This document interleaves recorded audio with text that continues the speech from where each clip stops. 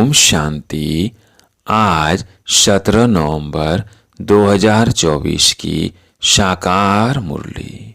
आज बाबा ने कहा, मीठे बच्चे, बाप है अविनाशी वैद्य, जो एक ही महामंत्र से तुम्हारे सब दुख दूर कर देता है। प्रश्न, माया तुम्हारे बीच में विघ्न क्यों डालती है? कोई कारण बताओ। उत्तर, पहला, क्योंकि तुम माया के बड़े से बड़े ग्राहक हो। उसकी ग्राहकी खत्म होती है, इसलिए विघ्न डालती है। दूसरा, जब अविनाशी वैद्य तुम्हें दवा देता है तो माया की बीमारी उथलती है, इसलिए विघ्नों से डरना नहीं है। मन मनाभव के मंत्र से माया भाग जाएगी। ओम शांति। बाप बेट बच्चों को समझाते हैं, मनुष्य मन की शांति के हैरान होते हैं। रोज कहते भी है ओम शांति, परंतु इसका अर्थ न समझने के कारण शांति मांगते ही रहते हैं। कहते भी है आई एम आत्मा, अर्थात आई एम साइलेंस। हमारा स्वधर्म है साइलेंस। फिर जबकि स्वधर्म शांति है तो फिर मांगना क्यों? अर्थ न समझने के कारण फिर भी मांगते रहते हैं।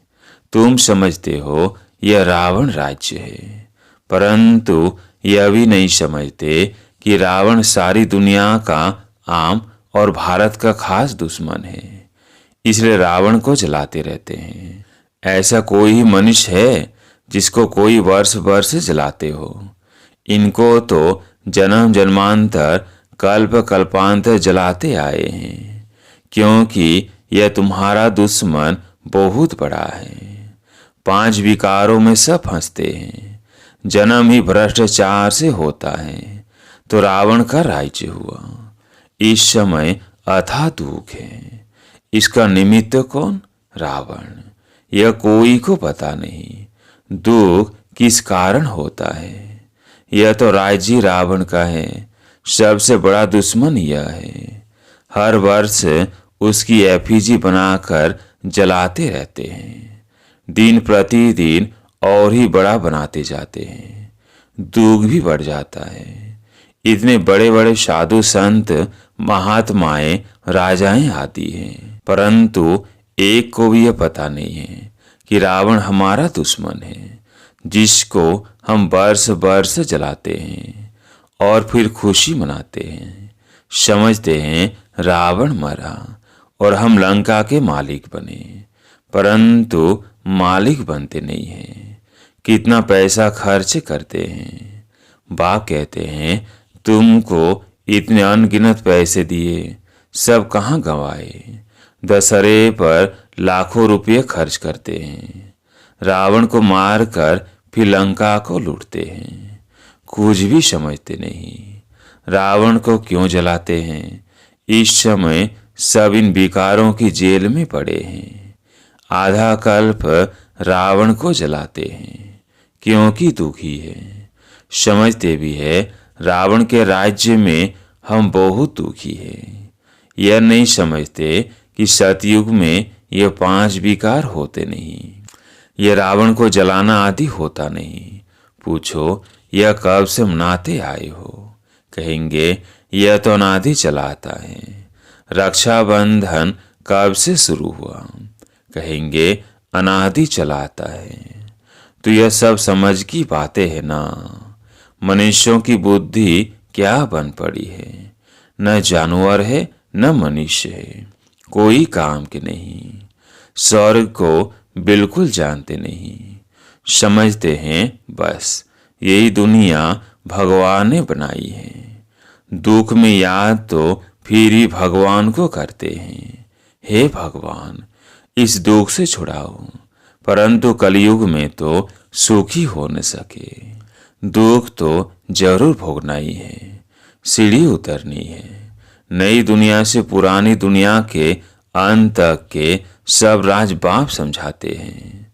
बच्चों पास आते हैं तो बोलते हैं कि सब दुखों की दवाई एक है। अविनाशी वैद्य है ना। 21 जन्मों के लिए सबको दुखों से मुक्त कर देते हैं। वह वैद्य लोग तो खुद भी बीमार हो जाते हैं। यह तो है अविनाशी वैद्य। यह भी समझते हो दुख भी अथाह है, सुख भी अथाह है।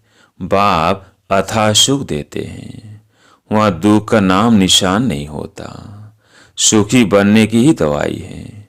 सिर्फ मुझे याद करो तो पावन शतो प्रधान बन जाएंगे, सब दुख दूर हो जाएंगे, फिर सुख ही सुख होगा।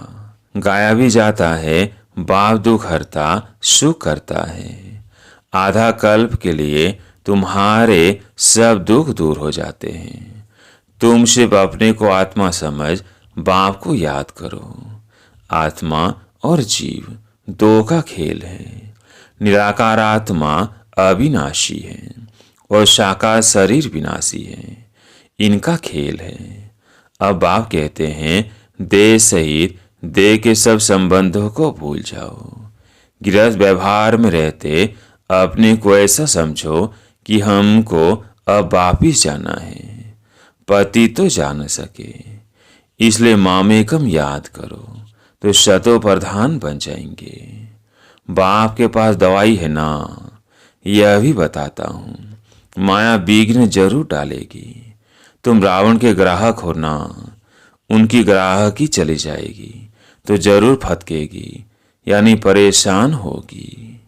तो बाप समझाते हैं, यह तो पढ़ाई है, कोई दवाई नहीं है। दवाई यह है याद की यात्रा।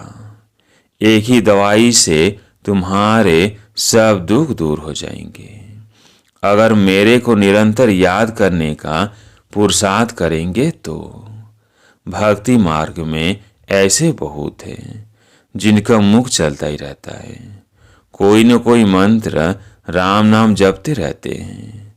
उनको गुरु का मंत्र मिला हुआ है, इतना बार तुमको रोज जपना है। उनको कहते हैं राम के नाम की माला जपना। इसको ही राम नाम का दान कहते हैं। ऐसी बहुत संस्थाएं बनी हुई हैं। राम राम जपते रहेंगे तो झगड़ा आदि कोई करेंगे नहीं, बिजी रहेंगे। कोई कुछ कहेगा भी तो भी रेस्पॉन्स नहीं देंगे। बहुत थोड़े ऐसा करते हैं। या फिर बाप समझाते हैं, राम राम कोई मुख से कहना नहीं है, यह तो अजपा जाप है। सिर्फ बाप को याद करते रहो। बाप कहते हैं, मैं कोई राम नहीं हूँ। राम तो त्रेता का था, जिसकी राजाई थी, उनको तो जपना नहीं है। अब बाप समझाते हैं, भक्ति मार्ग में यह सब सिमरण करते, पूजा करते तुम सीढ़ी नीचे ही उतरते आए हो, क्योंकि वह सब है अनराइटियस। राइटियस तो एक ही बाप है। वह तुम बच्चों को बैठ समझाते हैं।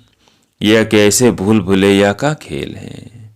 जिस बाप से इतना बेहद का वर्षा मिलता है, उनको याद करे तो चेहरा ही उनका चमकता रहे। खुशी में चेहरा खिल जाता है, मुख पर मुस्कुराहट आ जाती है। तुम जानते हो, बाप को याद करने से हम यह बनेंगे। आधा कल्प के लिए हमारे सब दुख दूर हो जाएंगे। ऐसे नहीं बाबा कुछ कृपया कर देंगे, नहीं, यह समझना है हम बाप को जितना याद करेंगे उतना शतो प्रधान बन जाएंगे। यह लक्ष्मी नारायण विश्व के मालिक कितने हर्षित मुख हैं, ऐसा बनना है। बेहद के बाप को याद कर अंदर में खुशी होती है। फिर से हम विश्व का मालिक बनेंगे। यह आत्मा की खुशी के संस्कार ही फिर साथ चलेंगे। फिर थोड़ा थोड़ा कम होता जाएगा। इस समय माया तुमको बहुत हैरान करेगी। माया कोशिश करेगी तुम्हारी याद को भुलाने की। सदैव ऐसे हर्षित मुख रह नहीं सकेंगे। जरूर कोई समय घुटका खाएंगे। मनुष्य जब बीमार पड़ते हैं तो उनको कहते भी होंगे, शिव बाबा को याद करो, परंतु शिव बाबा है कौन यह किसको पता नहीं। तो क्या समझ याद करे, क्यों याद करे। तुम बच्चे तो जानते हो बाप को याद करने से हम तमो प्रधान से शतो प्रधान बनेंगे। देवी देवता शतो प्रधान है ना, उनको कहा जाता है डीडी वर्ल्ड। मनुष्यों की दुनिया नहीं कहा जाता, मनुष्य नाम होता नहीं। फलाना देवता वो है ही डीडी वर्ल्ड और यह है ह्यूमन वर्ल्ड। यह सब समझने की बातें हैं, बाप ही समझाते हैं। बाप को कहा जाता है ज्ञान का सागर। बाप अनेक प्रकार की समझानी देते रहते हैं, फिर भी पिछाड़ी में महामंत्र देते हैं। बाप को याद करो तो तुम शतो प्रधान बन जाएंगे और तुम्हारे सब दुख दूर हो जाएंगे। कल्प पहले भी तुम देवी देवता बने थे, तुम्हारी सीरत देवताओं जैसी थी। वहां कोई भी उल्टा सुल्टा बोलते नहीं थे, ऐसा कोई काम ही नहीं होता। वह है ही डीटी वर्ल्ड और यह है ह्यूमन वर्ल्ड। फर्क है ना, यह बाप समझाते हैं। मनुष्य तो समझते हैं डीटी वर्ल्ड को लाखों वर्ष हो गए। यहाँ तो कोई को देवता कह नहीं सकते, देवताएं तो स्वच्छ थे। महान आत्मा देवी देवता को कहा जाता है, मनुष्य को कभी नहीं कह सकते। यह रावण की दुनिया। रावण बड़ा भारी दुश्मन है, इन जैसा दुश्मन कोई होता नहीं। हर वर्ष तुम रावण को जलाते हो। यह है कौन किसको पता नहीं है, कोई मनुष्य तो नहीं है। यह है 5 विकार, इसलिए इनको रावण राज्य कहा जाता है। 5 विकारों का राज्य है ना, सब में 5 विकार है। यह दुर्गति और सदगति का खेल बना हुआ है। अभी तुमको सदगति के टाइम आदि का भी बाप ने समझाया है, दुर्गति का भी समझाया है। तुम ही ऊंच चढ़ते हो, फिर तुम ही नीचे गिरते हो। शिव जयंती भी भारत में ही होती है, रावण जयंती भी भारत में ही होती है। आधा कल्प है दैवी दुनिया, लक्ष्मी नारायण राम सीता का राज्य होता है।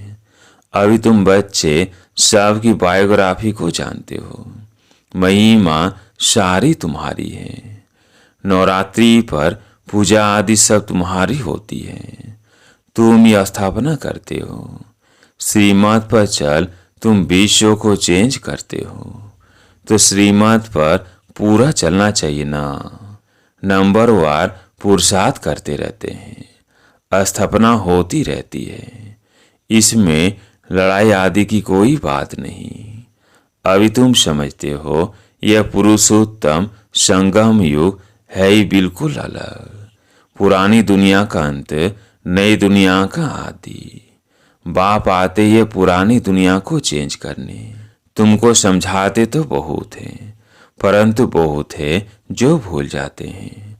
भाषण के बाद स्मृति आती है, ये पॉइंट से समझानी थी। हूबहू कल्प कल्प जैसे स्थापना हुई है वैसे होती रहेगी। जिन्होंने जो पद पाया है वही पाएंगे। सब एक जैसा पद नहीं पा सकते हैं। ऊंच ऊंच पद पाने वाले भी हैं, तो कम से कम पद पाने वाले भी हैं।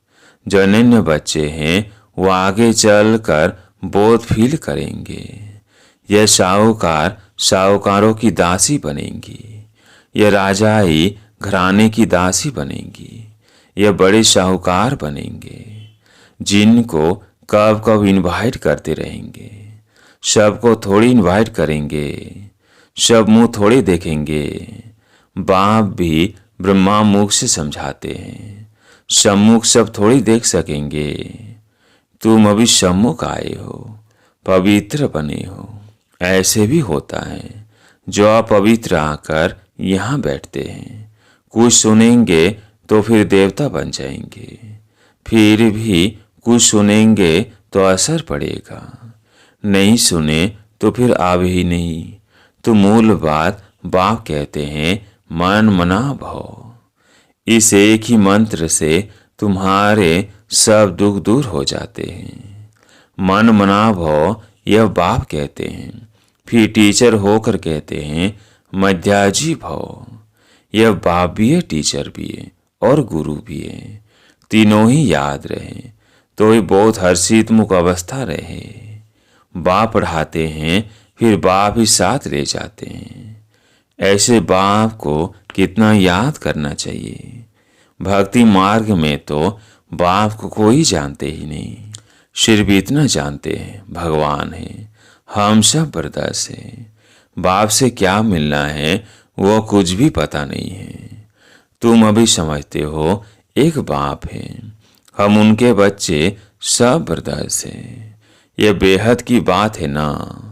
सब बच्चों को टीचर बन पढ़ाते हैं, फिर सबका हिसाब किताब चुकतू कराए वापिस ले जाएंगे। इस चीज़ी दुनिया से वापिस जाना है, नई दुनिया में आने के लिए तुमको लायक बनाते हैं। जो जो लायक बनते हैं वह सतयुग में आते हैं। अच्छा, मीठे मीठे सिकिलधे बच्चों प्रति माता पिता बाप दादा का याद प्यार और गुड मॉर्निंग। रूहानी बाप की रूहानी बच्चों को नमस्ते। हम रूहानी बच्चों की रूहानी बाप दादा को याद प्यार गुड मॉर्निंग, नमस्ते नमस्ते। धारणा के लिए मुख्य सार। पहला पॉइंट, अपनी अवस्था को सदा एक रस और हर्षित मुख रखने के लिए बाप, टीचर और सदगुरु तीनों को याद करना है। यहाँ से खुशी के संस्कार भरने हैं। बरसे की स्मृति से चेहरा सदा चमकता रहे। दूसरा पॉइंट है, सीमत पर चलकर सारे विश्व को चेंज करने की सेवा करनी है। 5 विकारों में जो फंसे हैं उन्हें निकालना है। अपने स्वधर्म की पहचान देनी है। आज प्यारे मीठे बाबा का वरदान, सर के प्रति अपनी दृष्टि और भावना प्यार की रखने वाले सर्व के प्यारे फरिश्ता भव।